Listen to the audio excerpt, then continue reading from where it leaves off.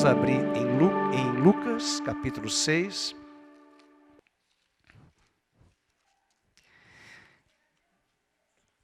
Vamos ler a partir do verso 20.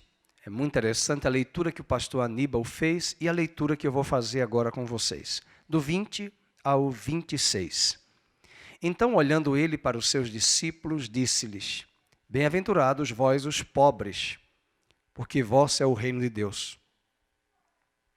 Bem-aventurados vós os que agora tendes fome, porque sereis fartos.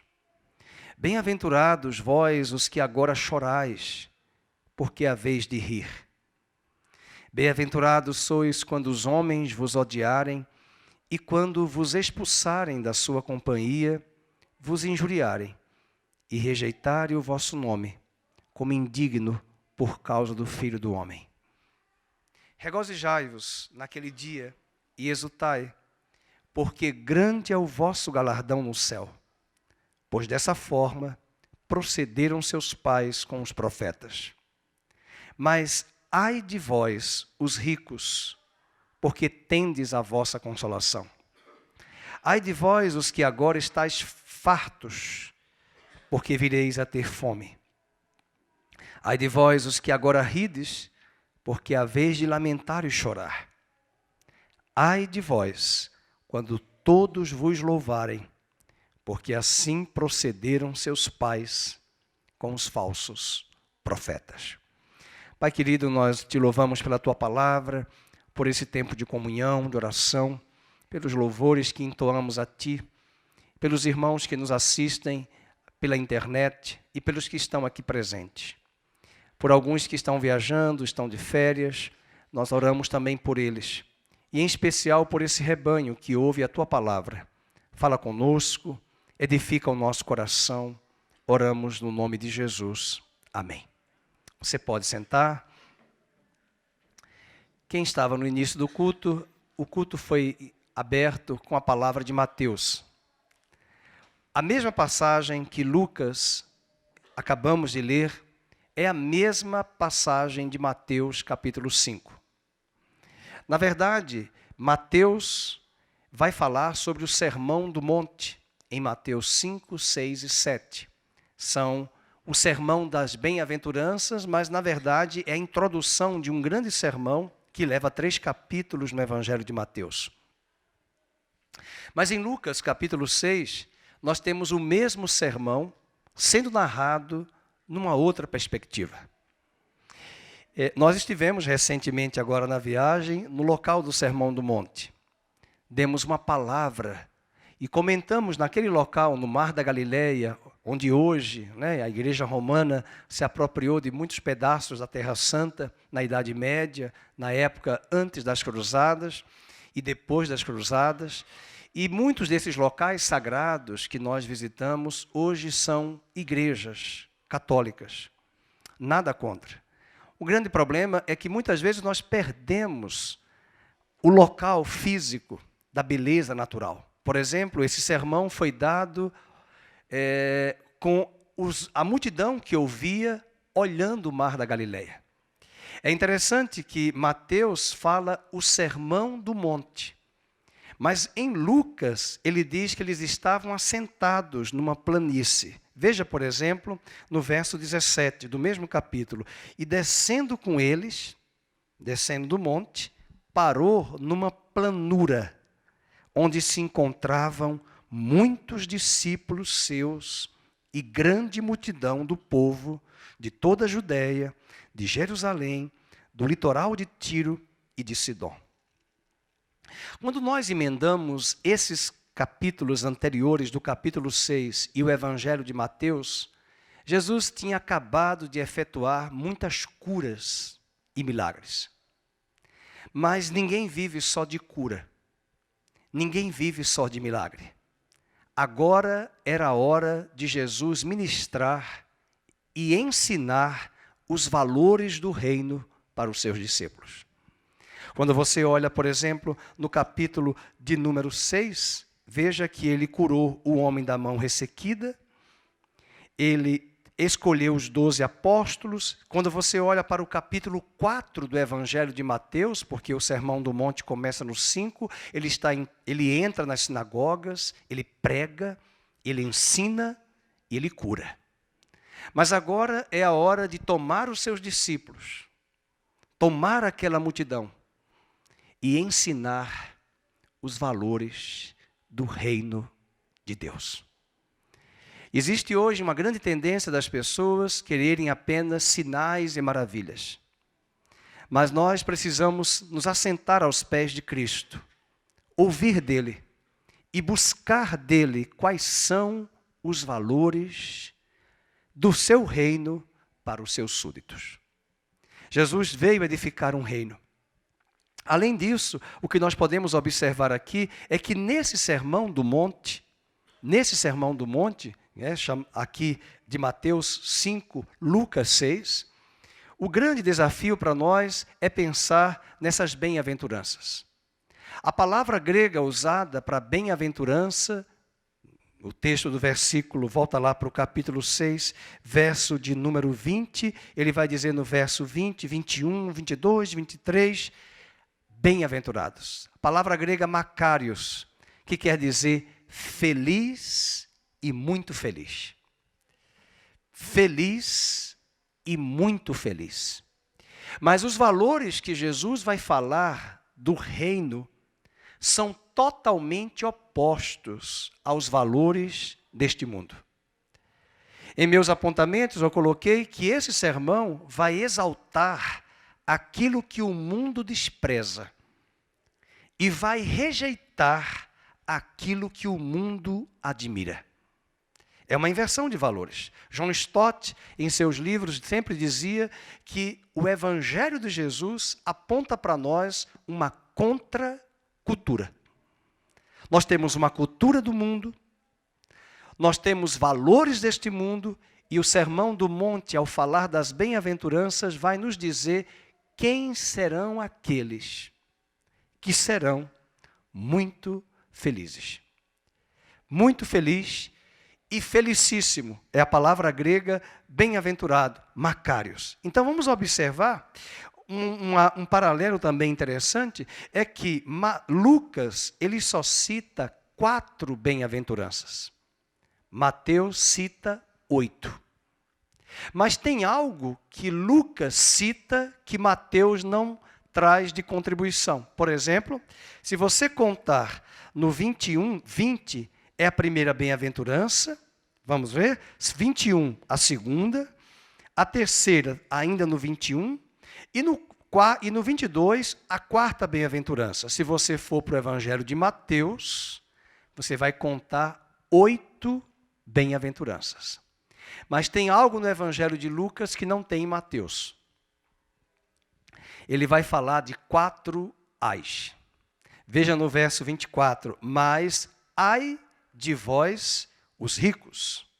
E se você perceber no verso 21, os ricos do 24 são o oposto dos pobres, que está no verso 21, no verso 20. No verso 25, ai de vós os que estáis agora fartos, porque virão a ter fome. E no verso 21 diz, bem-aventurados os que têm fome de justiça. No verso 25 ainda diz, ai de vós os que agora rides. Mas no verso 21 Jesus diz, bem-aventurados os que choram. E no verso de número 26 diz, ai de vós quando todos vos louvarem. E no 22, bem-aventurados sois vós quando vos perseguirem. Então, queridos, eu queria começar essa palavra dizendo que o que o mundo admira, os filhos de Deus rejeitam. O que o mundo exalta, o reino de Deus despreza. E o que o mundo despreza, os filhos de Deus exaltam e valorizam. Então vamos começar sobre esses 4, ou as 4 bem-aventuranças. Vamos para a primeira. Bem-aventurados os que agora tendes fome. Aliás, fome não, é isso mesmo. Bem-aventurados, verso 20. Bem-aventurados os pobres. Fome depois. Porque o vosso é o reino de Deus. O que seriam esses pobres? Alguém disse na Idade Média, e isso foi estabelecido pela cristandade, principalmente de base romana, de que quanto mais pobre, o reino de Deus seria ampliado para esses. Acontece que nós vamos encontrar pobres que são ímpios e ricos que são piedosos. A questão não é a riqueza que Jesus está condenando. Nós sabemos que o problema não é ser rico, é ser apegado à riqueza, aos bens. Mas quando Jesus disse, bem-aventurados os pobres, é preciso entender que pobreza é essa. Que pobreza que ele está priorizando e falando para nós. Primeiro, Jesus critica a prática dos fariseus e dos escribas que se orgulhavam da autojustiça e da justiça própria. É muito interessante olhar os Salmos de Davi quando ele diz que ele se considerava pecador. Eu nasci em pecado a minha mãe me concebeu. E Davi começa a falar de algo muito importante que é quebrantamento. E parece-nos que nós temos esse perigo como cristãos de estarmos na religião cheios e fartos da nossa justiça própria e nós não nos consideramos pobres, quebrantados de espírito e necessitados da justiça de Deus. E talvez foi isso que Jesus condenou, desse orgulho inflado da nossa grande altura e da nossa grande tendência de olharmos para o outro com ar de superioridade. É interessante verificar também, no mesmo Evangelho de Lucas, vá comigo para a parábola que Jesus traz em Lucas 18. O versículo 9 diz, propôs esta parábola a alguns que confiavam em si mesmos, por se considerarem justos e desprezavam os outros. 2 homens subiram ao templo com o propósito de orar. Quem eram eles? Um fariseu e o outro publicano. O fariseu, posto em pé, orava de si para si mesmo desta forma. Interessante que orava de si para si mesmo. Não é de si para Deus. É de si para si mesmo. Ó Deus, graças te dou porque eu não sou como os demais homens, roubadores, injustos e adúlteros, e nem ainda como este publicano. Jejuo 2 vezes por semana, dou o dízimo de tudo quanto ganho. O publicano, estando em pé, longe, não ousava nem ainda levantar os olhos ao céu, mas batia no peito, dizendo, ó Deus, sê propício a mim, pecador. E a parábola encerra Jesus dizendo, digo-vos que este desceu justificado para a sua casa, e não aquele, porque todo o que se exalta, leiam, será humilhado, mas o que se humilha será exaltado. Os irmãos lembram da igreja de Éfeso? Os irmãos lembram que a igreja de Éfeso, no Apocalipse, disse que ela... Não a igreja de Éfeso, pode ser que eu esteja confundindo o nome da igreja, mas uma das cartas da igreja que Jesus diz, uma delas diz, acho que é Laodiceia, esquece Éfeso, é Laodiceia. Laodiceia diz, eu tenho tudo, nada me falta, estou abastada, e Jesus disse, tu não sabes que tu és uma coitada, pobre, cega e nua. Você está despida. Né? Por quê? Porque ela confiava em si mesma. E a pobreza que Jesus está se referindo aqui é a nossa condição como cristãos de miseráveis e carentes do auxílio de Deus. Deus ama quando nós chegamos ao culto como este e chegamos aqui carentes da presença dEle e carentes do auxílio dele, ao invés de confiarmos em nosso próprio braço. Que Deus nos ajude, porque bem-aventurados são os pobres, porque verão o reino de Deus. Vamos para a próxima bem-aventurança. Enquanto você volta comigo para Lucas, capítulo 6, um dos grandes comentaristas da Bíblia, William Barclay, disse que o gozo do céu compensará amplamente as dificuldades da terra.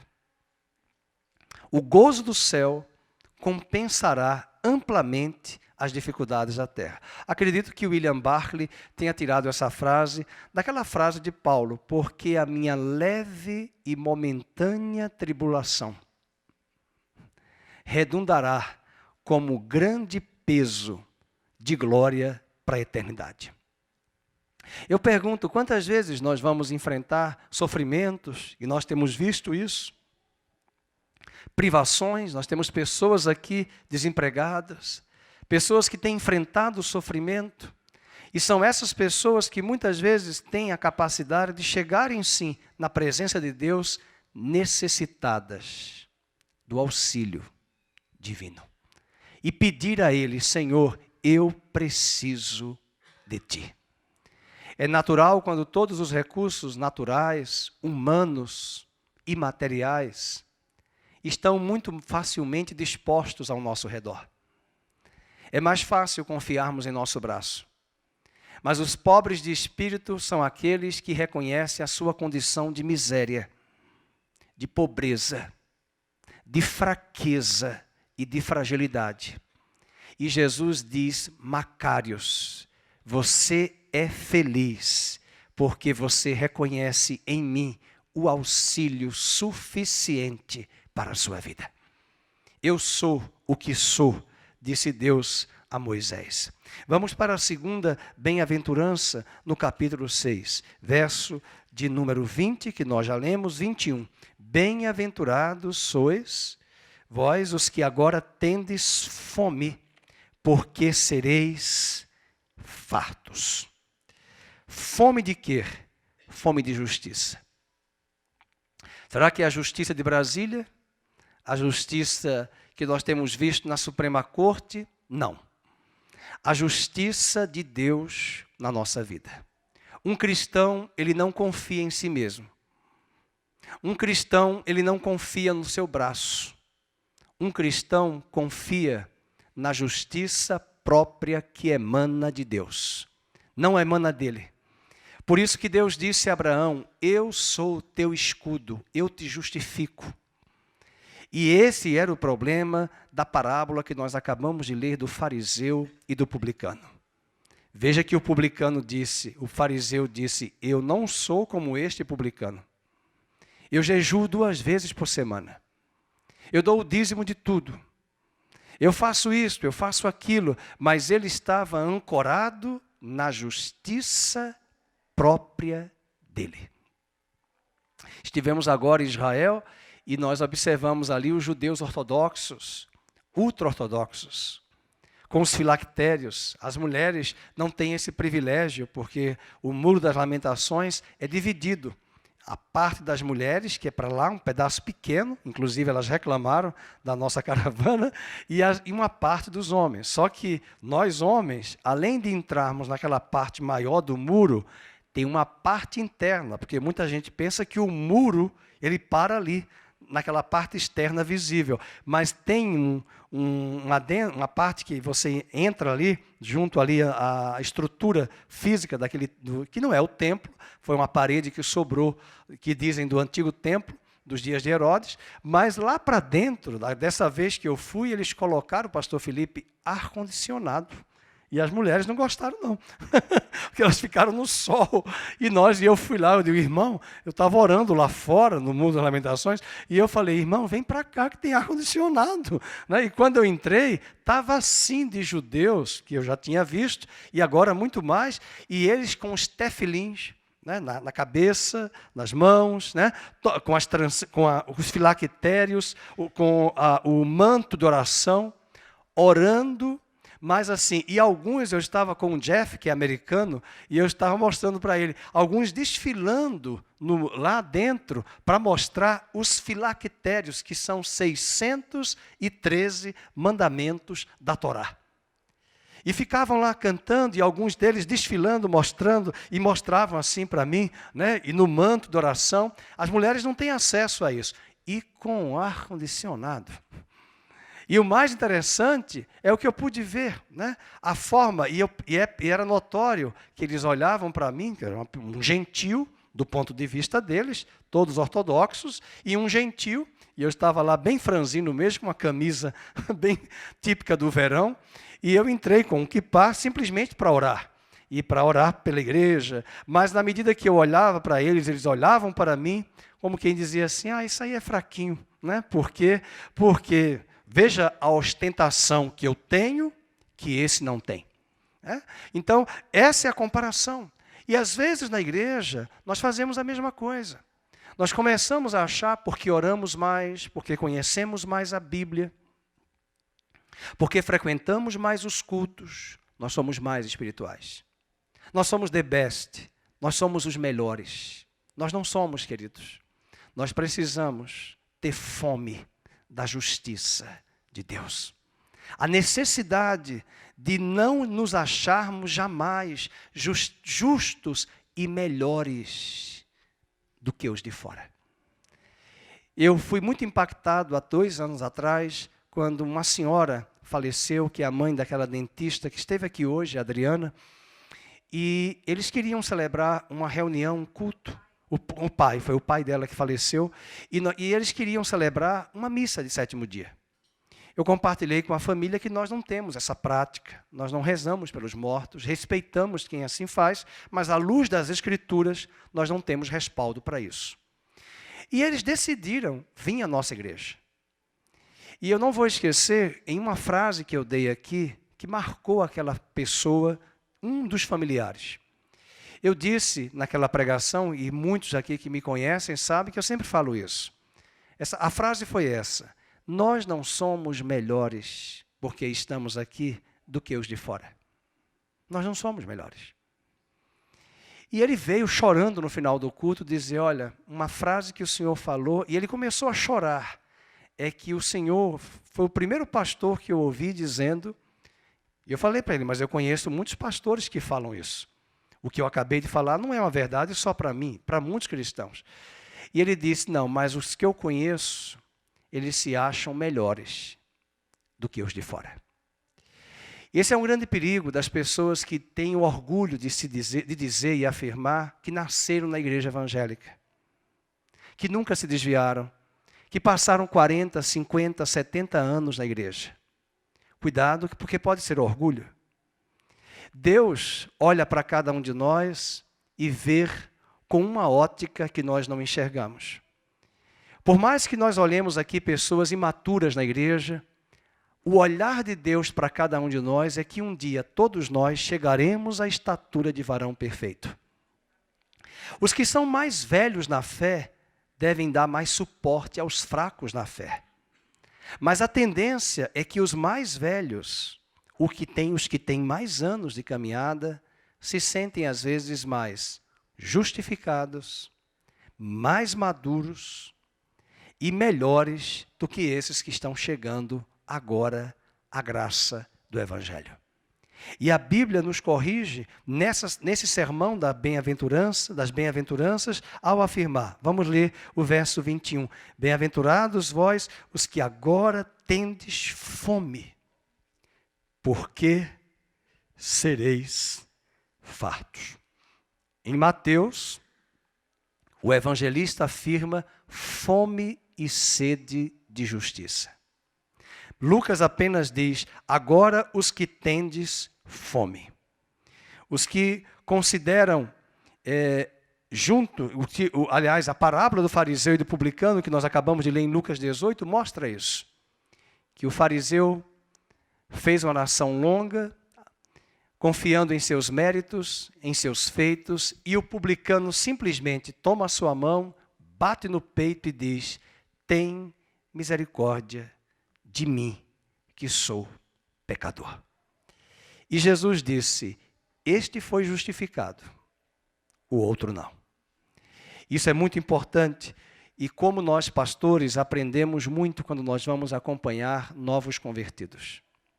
Lembro-me de uma certa ocasião, em uma casa aqui em Campinas, quando eu fui dar um estudo bíblico, um médico não queria entrar na reunião. E algo me incomodou, porque ele não ficava na reunião.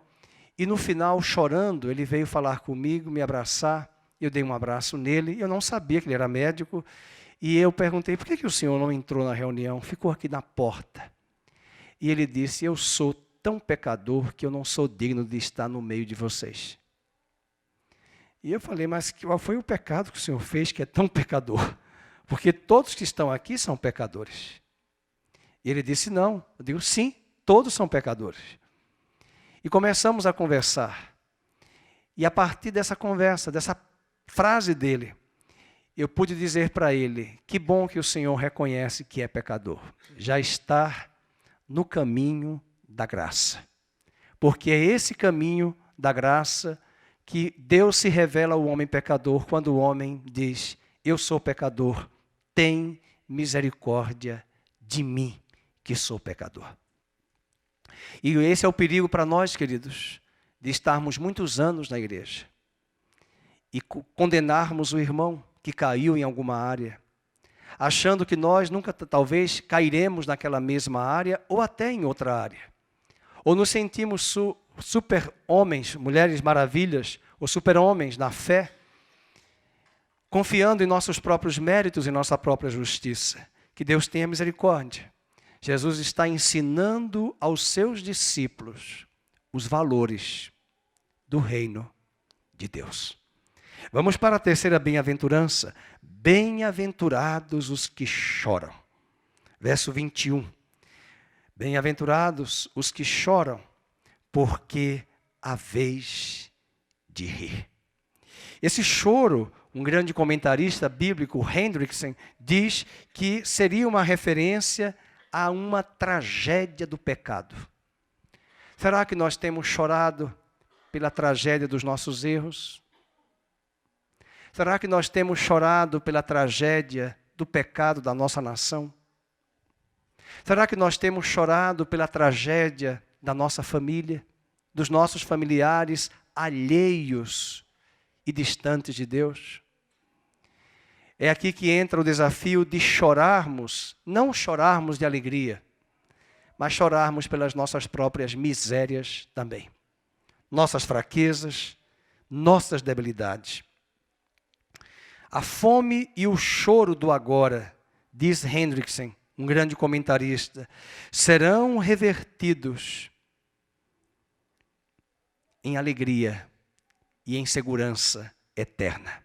Veja, por exemplo, em Lucas capítulo 15, no verso de número 2, uma outra história que Jesus nos referenda. Ele diz assim, no capítulo 15, verso 2. 15, 2. E murmuravam os fariseus e os escribas, dizendo: este recebe pecadores e come com eles. Por que eles estavam dizendo isso? Porque Jesus se sentava com os pecadores. E às vezes nós não nos sentamos com pecadores. Eu sei que a linha é tênue. Jesus não está dizendo que nós vamos andar com os pecadores. Mas quando nós nos sentamos com pessoas que são pecadoras, e nós também somos pecadores, e nos sentamos, se você estiver em Cristo, você vai começar a sentir a tristeza do vazio do coração dessas pessoas. E chorar aqui dentro pela miséria e pela tragédia do pecado, aonde o pecado tem levado essa pessoa a tal situação. E às vezes nós não podemos nem falar, porque as pessoas não quererão nos ouvir, mas nós vamos chorar. E Jesus disse: bem-aventurados os que choram. Chorar por quê? Às vezes eu vejo situações de pessoas que mostram para mim, de colegas, de parentes, nas redes sociais. As músicas, as buscas pelos shows, pelos eventos mundanos. e a gente vê ali uma alegria, que quem estiver em Cristo percebe que aquilo não é alegria. E eu não sei você, mas quando eu olho certas imagens e certas situações dessas pessoas, o meu coração chora. Por quê? Porque Jesus disse, bem-aventurados os que choram. Choram. Não é sorrirmos agora, é chorarmos. Por quê, pastor? Pela tragédia do pecado nas nossas vidas. No mesmo capítulo, verso de número 7, ele diz, digo-vos sim, agora sim eu vou rir. Porque antes eu choro pela tragédia, agora veja a alegria. Digo-vos que assim haverá maior júbilo aonde? No céu, por um pecador que se arrepende. Então veja, a alegria aonde? Quando o pecador se arrepende. O contrário também é verdadeiro, há choro aonde o pecador não se arrepende. E talvez é isso que Jesus quis nos ensinar, eu digo talvez, mas com certeza, naquele sermão do monte, mostrando a contradição daquilo que o mundo aprova, daquilo que o mundo exalta e daquilo que o reino de Deus despreza em relação ao que o mundo apoia e abraça. A última bem-aventurança, nesse capítulo 6, você pode voltar, ele diz, e isso é algo que todo mundo aqui enfrenta, principalmente na família. Você se converteu? Prepare-se. Oposição. Tem visto o nosso presidente sofrer aí na oposição pela mídia? É terrível, né? Eu nunca vi um presidente tão medido em todos os sentidos. Agora a gente pode até usar uma frase de um ex-presidente. Nunca na história desse país um presidente foi tão vigiado e monitorado em tudo. Mas, sem querer exaltá-lo, porque ele é um homem igual a mim, a você, mas talvez o exemplo do presidente atual do Brasil, do que ele enfrenta e sofre de perseguição, não é diferente da rejeição que a sociedade e até da nossa própria família nós enfrentamos na nossa vida pessoal. Por causa de quê? Do Evangelho. Veja, por exemplo, no capítulo 6, verso de número 22. Vamos ler. Bem-aventurados sois quando os homens vos odiarem e quando vos expulsarem da sua companhia. Às vezes, queridos, aqueles convites de família que apareciam sempre vão deixar de existir. Aquelas pessoas da sua família que vão dizer, mas ele é crente, eu não vou convidar não. Mas agora ela é da igreja, eu não vou convidar não. Esse é o motivo da perseguição. E o motivo, como dizia o próprio Wisby no seu comentário, ele diz, citando Tertuliano, um grande pai da igreja, ele diz, não é o sofrimento, mas é a causa do sofrimento que faz o Marte. Não é o sofrimento que faz o Marte, mas é a causa do sofrimento que esse Marte abraçou, que diz por que ele está sendo um Marte, está sendo perseguido. Essa frase veio de Tertuliano, mas foi parafraseada por esse pesquisador, historiador da Bíblia, estudioso da Bíblia. E ele diz no verso de número 22, bem-aventurados quando eles vos injuriarem, rejeitarem o vosso nome como indigno por causa do Filho do Homem. Verso 23, vamos ler? Regozijai-vos naquele dia e exultai, porque grande é o vosso galardão no céu, pois dessa forma procederam seus pais com os profetas. E como eu havia dito no início do sermão, o que Lucas traz aqui são as 4 bem-aventuranças e o reverso, o caminho reverso dos 4 ais. Mateus apenas cita 8. Lucas cita 4, mas fala dos reversos, do reverso. E o verso 24 ele vai dizer, mas ai de vós os ricos, porque ele tinha dado a palavra Macários, seja muito feliz, você que é pobre e quebrantado de espírito e que tem necessidade de reconhecer que o seu braço não vai conseguir nada, mas é o braço de Deus que peleja por você. Os ricos têm recursos. Eu já vi pessoas na igreja, até aqui, em outro ministério, criticando o irmão, mas como ele não tem? Irmão, ele não tem, porque ele não tem. Você tem condições. Eu já vi pastor dizer de púlpito, olha irmãos, 110, um exemplo, R$110 é o jantar de casais.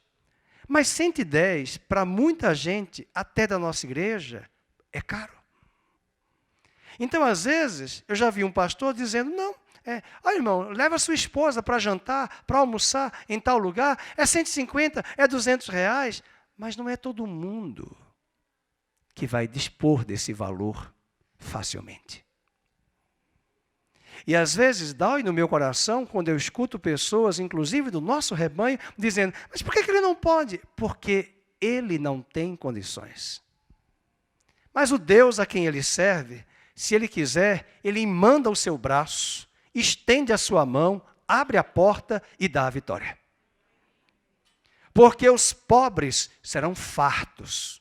Os ricos se saciam nesta terra, mas talvez não serão saciados na eternidade. Então, cuidado com certas colocações, cuidado com o orgulho, como diz a Neuza Tioca, cuidado com o salto alto do tamanco. Porque alguns se portam num salto alto, achando que o caminho é muito fácil. É fácil para você, que pode ter recursos, que pode ter mais condições, mas aquele irmão não tem. Nem sempre um irmão que está apertado financeiramente foi porque ele fez coisas erradas. Alguma coisa pode ter acontecido no meio do caminho. E quem somos nós para julgarmos? Cuidado. Às vezes, esse é o problema do rico, porque a igreja de Laodiceia, Jesus disse, tu dizes que nada tens falta. Você vai para a Europa hoje, o evangelho está fraquíssimo. As igrejas frias.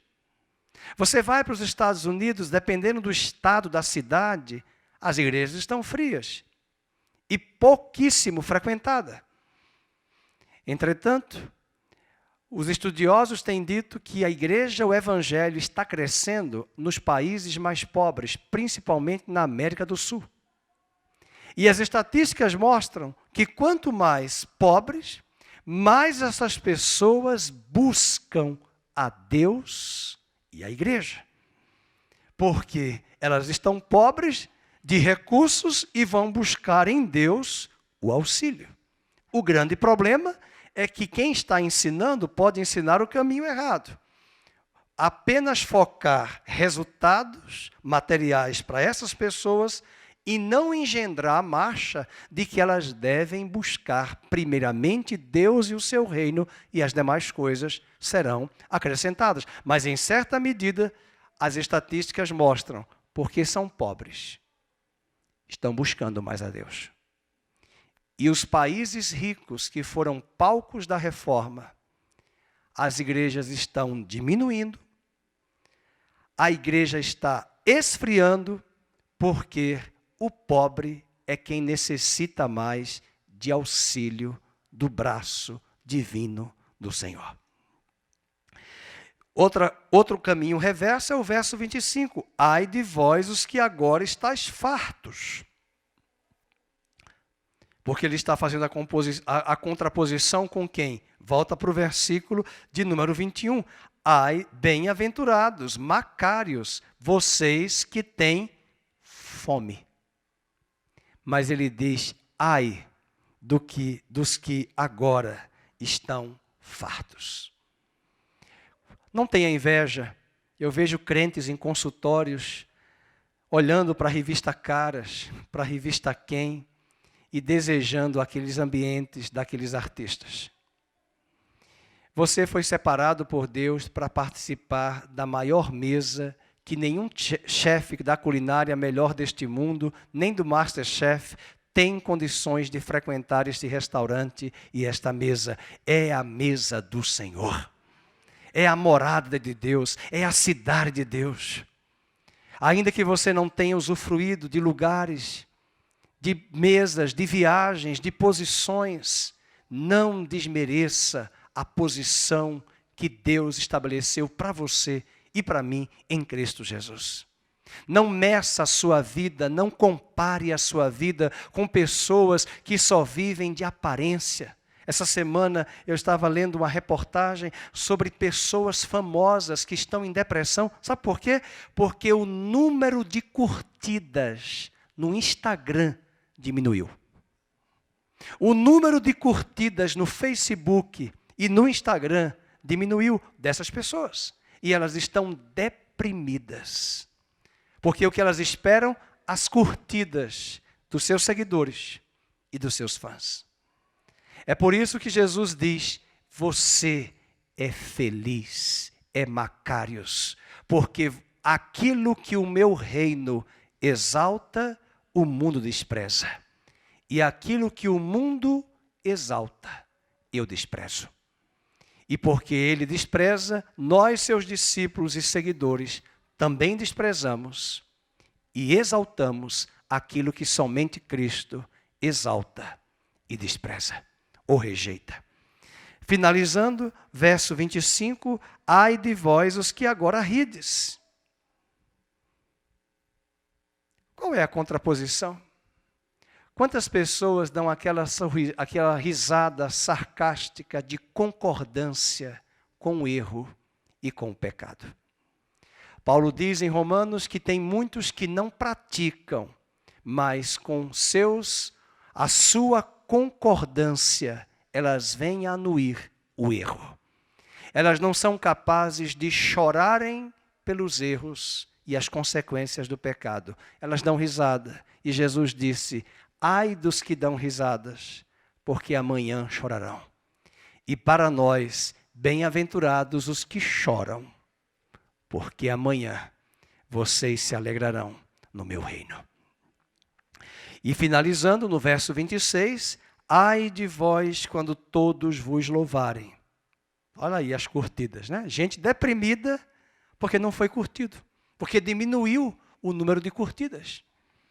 Porque assim procederam seus pais com os falsos profetas.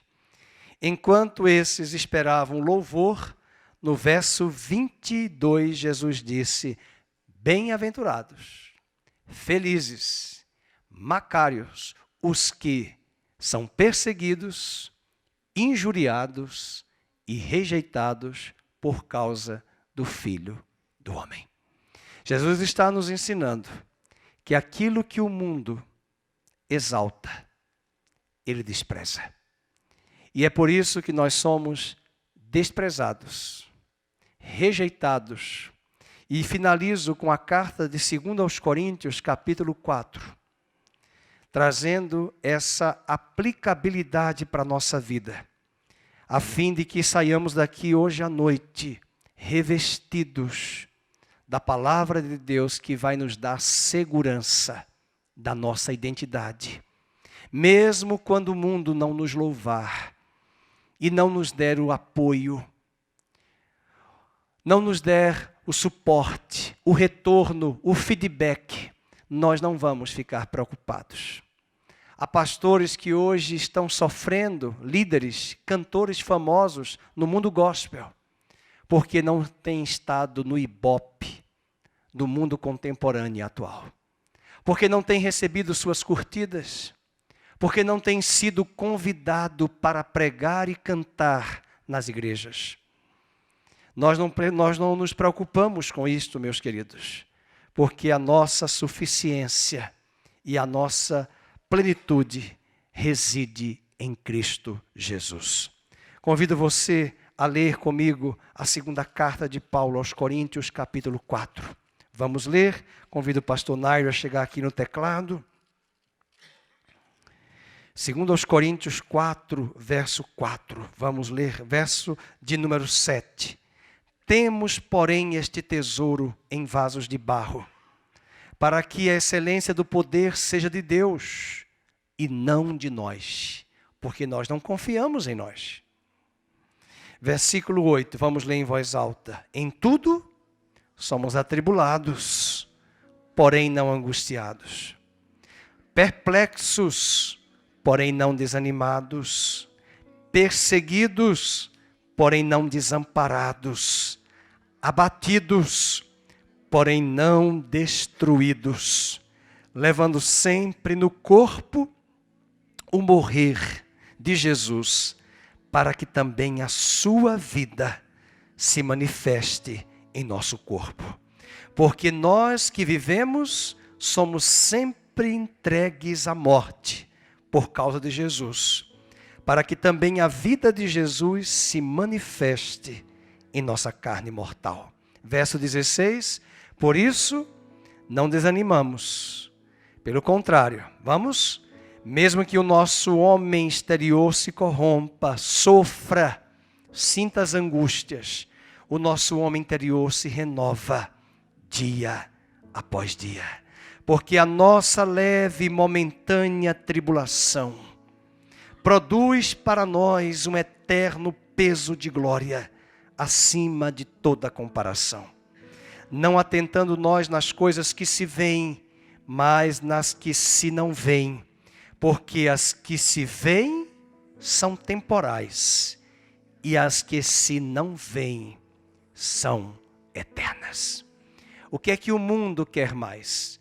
Justiça própria, honra, louvores, exaltação. É isso que o mundo deseja, as curtidas. E o reino de Deus nos ensina outros valores.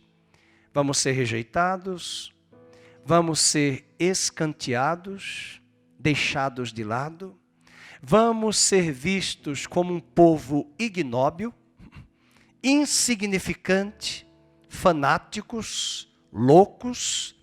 É isso que as pessoas dizem. Ou será que foi só eu, quando me converti, que a minha família achava que eu era, que eu estava no meio de gente insignificante? É isso que o mundo olha.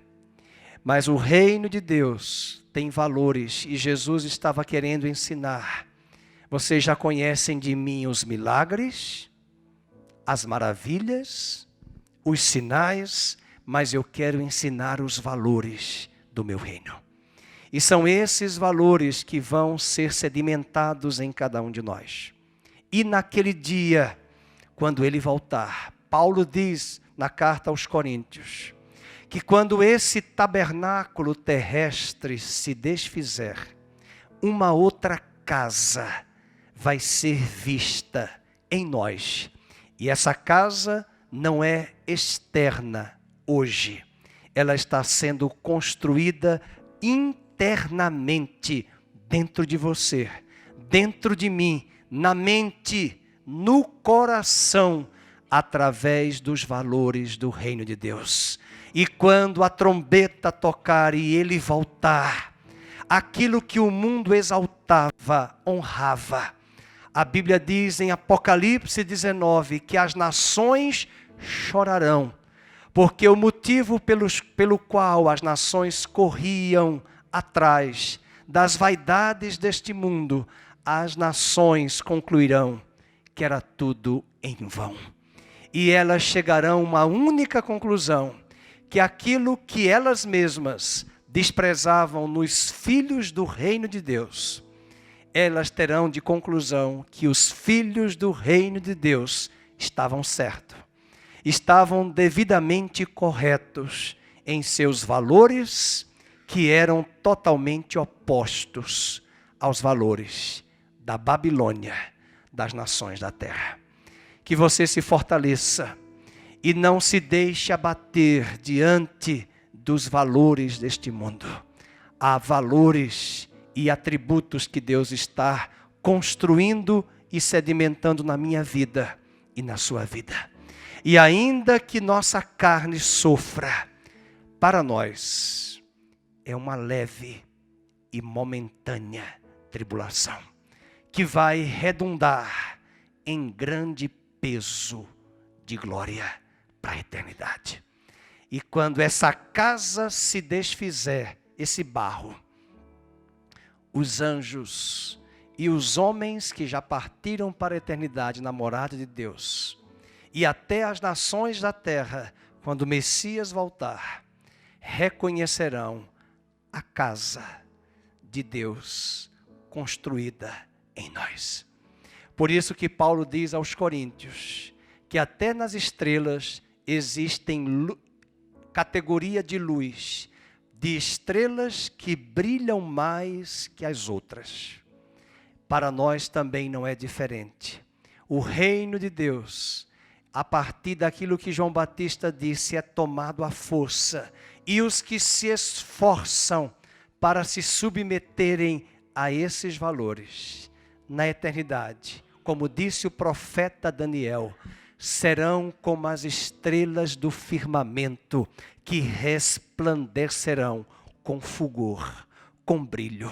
Porque na terra o que eles passaram de privações, sofrimento, redundaram todas estas coisas em grande peso de glória. Há quem pense que ricos não sofrem. Ricos também sofrem. Eu conheço pessoas que têm muitos recursos, são cristãs, mas ao mesmo tempo passam privações em outras áreas. Portanto, a questão não é ser rico ou ser pobre. É o quanto dos valores do reino de Deus estão impressos em nossas vidas.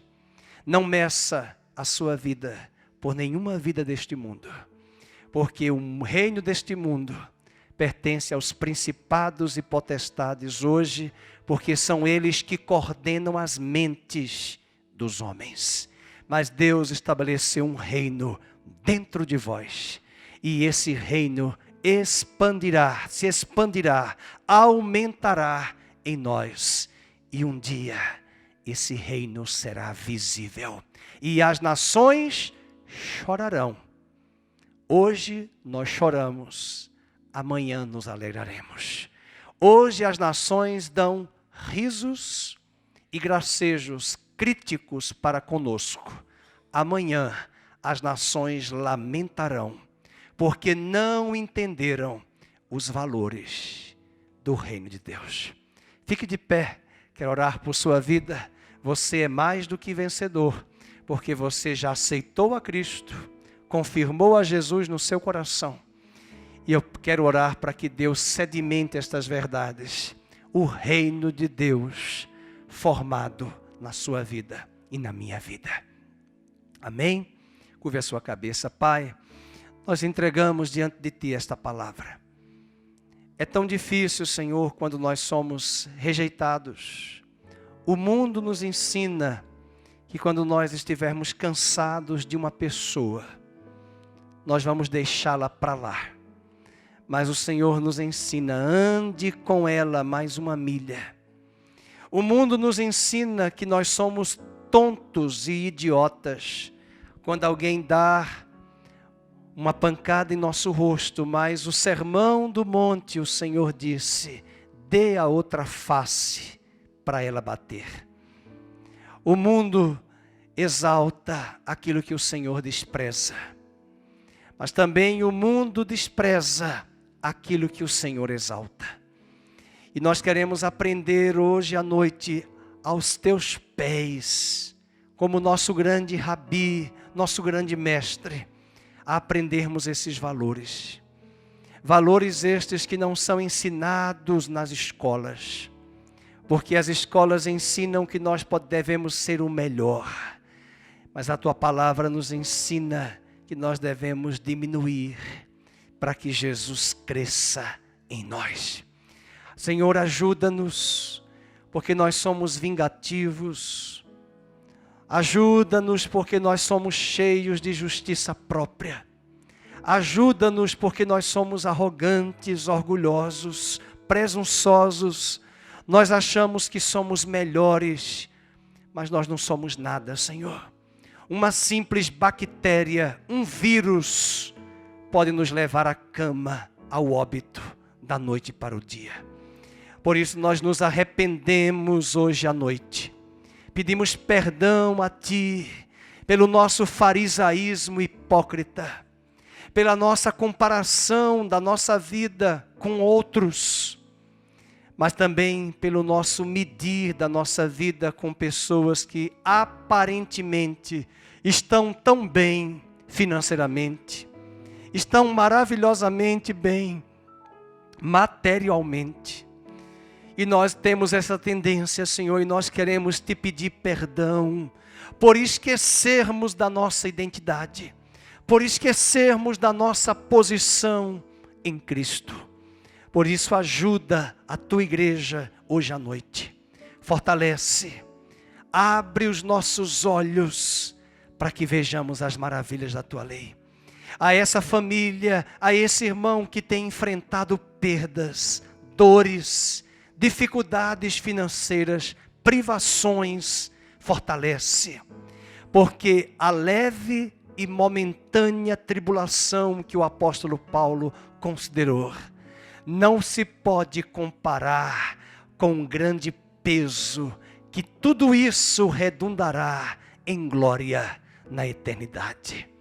Nós temos um destino à nossa frente. Ajuda-nos a olhar as circunstâncias que enfrentamos com essa perspectiva. Ajuda-nos. E o Deus de paz, que começou a boa obra em vós, há de completar, há de aperfeiçoar até o dia de Cristo Jesus. Que o Senhor te abençoe e te guarde. Que o Senhor faça resplandecer o seu rosto, que o Senhor tenha misericórdia de ti e sobre ti Ele levante a luz do seu rosto e te dê shalom, a paz. No nome de Jesus, abençoe a nossa semana, abençoe a pastora Luzia, a irmã Zezé, o irmão do pastor Ricardo, Senhor, onde ele estiver. Nós colocamos diante de ti as necessidades dos nossos irmãos. Nós colocamos as necessidades desta igreja. Nós colocamos as necessidades de cada família, os desempregados que já serão empregados, contratados para louvor da tua glória.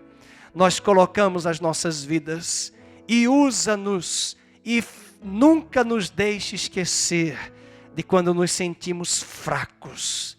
Em Cristo somos fortes. Em Cristo somos mais do que vencedores. Abençoa esta pessoa que nos assiste, este culto ao vivo pela internet. Leva-nos em paz na tua doce presença. Oramos no nome de Jesus. Amém e amém. Dê uma salva de palmas a Jesus. Glória a Deus.